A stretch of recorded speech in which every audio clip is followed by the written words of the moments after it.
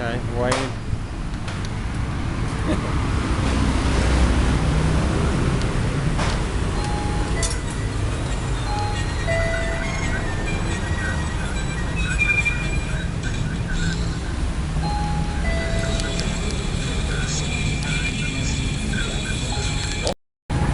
So this is Tony. 79.6, so thin. I hope one day I can be 79.6.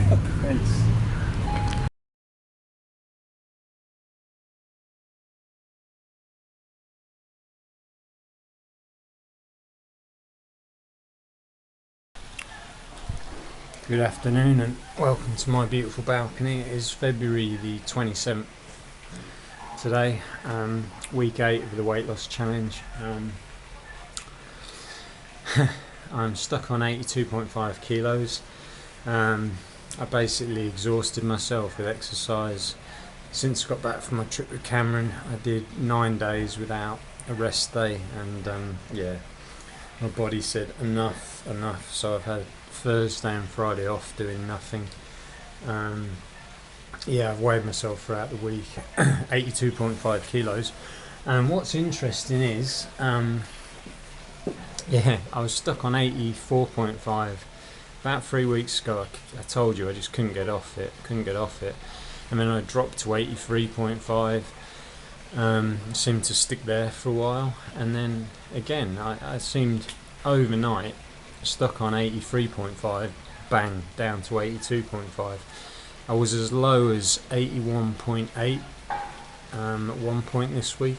I know, it's not much, but yeah, still going in the right direction. Very tired, so I took those 2 days off. I ran this morning. It's Saturday now, Saturday 27th of February, so I ran this morning, went to the gym, did a little bit of boxing but not much, but yeah, so I've been meaning to bring up something for a while, which is weight loss and how does it happen, how does weight loss happen.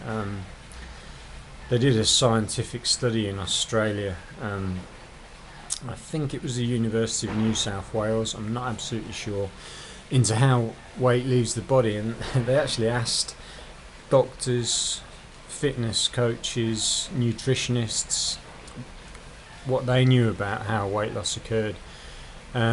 So, you know, a fitness coach said, well, if you take in less carbs than you burn, you lose weight. But that wasn't the question. The question is, how does physical matter actually leave your body? And this scientific study is fascinating. So 20% goes out as sweat, as urine, as water, as H2O, as water.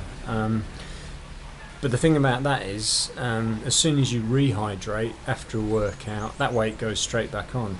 So the real weight loss, 80% of the weight loss occurs through breathing. You breathe out as carbon dioxide, fat. Does that make sense? So your fat cells are broken down in the body. It's a complicated scientific process, and I'm not a scientist. I'll give you a link to the study. The BBC have done a very good article about this scientific study, just, you know, breaking it down and explaining it. But yeah, 80% of weight loss occurs through breathing. You breathe out carbon dioxide, and that is how the weight leaves the body. I mean, to me that was quite mind-blowing. I've been, you know, doing exercise most of my life, and like most people, you just don't know how does physical matter actually leave your body, because it has to go somewhere. And yeah, sweat, H2O, water is the obvious one, but I'd never considered that you would breathe it out. So even when you're sleeping, if you're exercising and dieting, even when you're sleeping, the weight loss is occurring. You're breathing, unless you're not breathing, that's not a good thing. You're breathing out the carbon dioxide. So yeah, throughout the day, that's how the weight loss is occurring. Your fat cells are broken down within the body, partly 20% going out as water, 80% breathing out. So think of your body as a car, and a car burns fuel, and then exhaust fumes go out, and these are your exhaust fumes going out, so your fat cells are coming out of your exhaust, this one, and that's how it happens. So yeah, like I said, I'll give you the link to the BBC study so you can read about it for yourselves if you're interested. But yeah, so that is how weight loss occurs. I might have to jazz things up a bit after losing that initial 10 kilos. This is proving really hard now. Boredom is eating in as well. I'm not very good at dealing with boredom, so I'm going to have to spice things up a bit, but I'll let you know how that goes next week. Happy to have stabilised around 82.5 kilos, and yeah, until next week. I was going to say last week, stay awesome, which is a tagline from Serpent ZA, who does a YouTube channel from China, who got me into all this in the first place.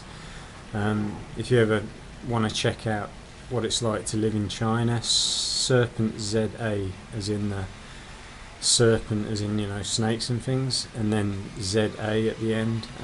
The guy is just fantastic in talking about China. Right, I'll stop there. He's featured on my featured channels anyway. I'll stop. Alright, finished. Peace, have a good week.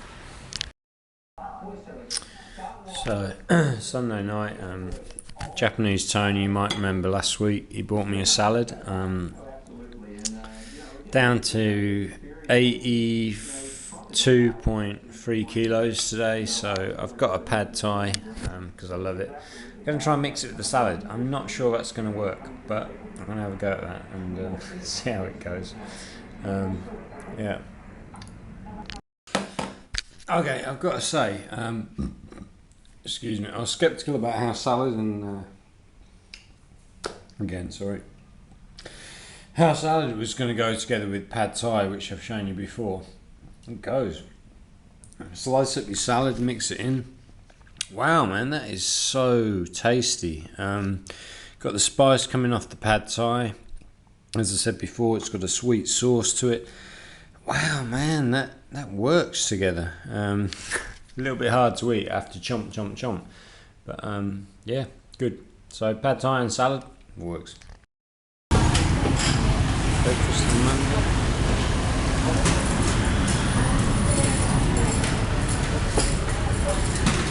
Blackberries. So healthy. Eggs, apples, bananas, melons, coffees, Tony's, coolness. We're getting some of them. Chef's not here, so you've got a temporary chef. That's an S. It's an M. It's a DT, and that's an AM. Some down. And I'm having Dam Thai, which is DAMTAIY, Dam Thai. There's always different kinds of song dam.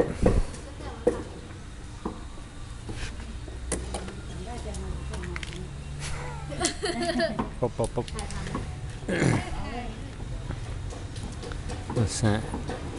Dam Lao, Dam Boop La, Dam Khơ, Dam Teng, Dam Muang, Dam Mu Yo, Dam Khai Tem, Dam Kep Mu.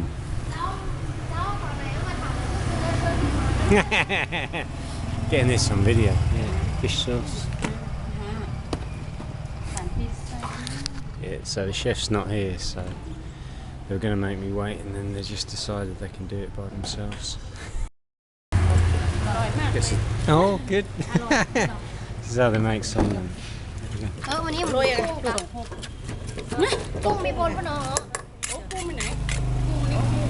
Well, we're getting some dried shrimp.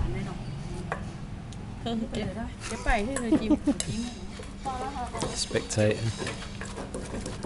Good job. That looks good. 30 baht, Dam Thai. Then?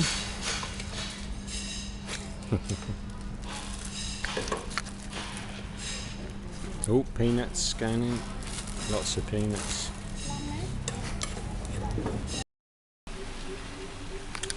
Okay, it's Sunday now. Sunday the 29th of February. This is just a quick shout out to Cameron to say I'm glad you're feeling better. We had quite a heavy weekend down in Pattaya 2 weeks ago. Quite a lot of fun and frolics, and I went to Bangkok with Cameron after that. Took a taxi, kind of a taxi bus back to Bangkok, and Cameron left me at the bus station. And as he was leaving me, he said, "Oh, I think I'm coming down with a fever." I was like, "Oh, that's strange."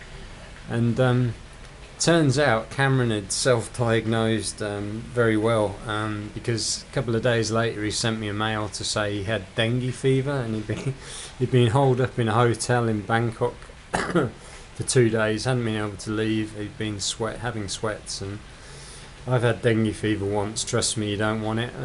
But he's just got to the Philippines, and he's just got over dengue fever. So Cam, I'm glad you're feeling better.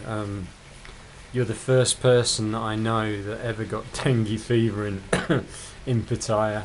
Congratulations on that one. And the other good news, because he had dengue fever, he lost a lot of weight. So Cameron just weighed in. I think you said you were 76 point something kilos. So he's lost a few kilos. So final weight loss tip for the week: if you want to lose weight, try and pick up a bout of dengue fever. You might drop a few kilos. Just kidding. Glad you're feeling better, mate.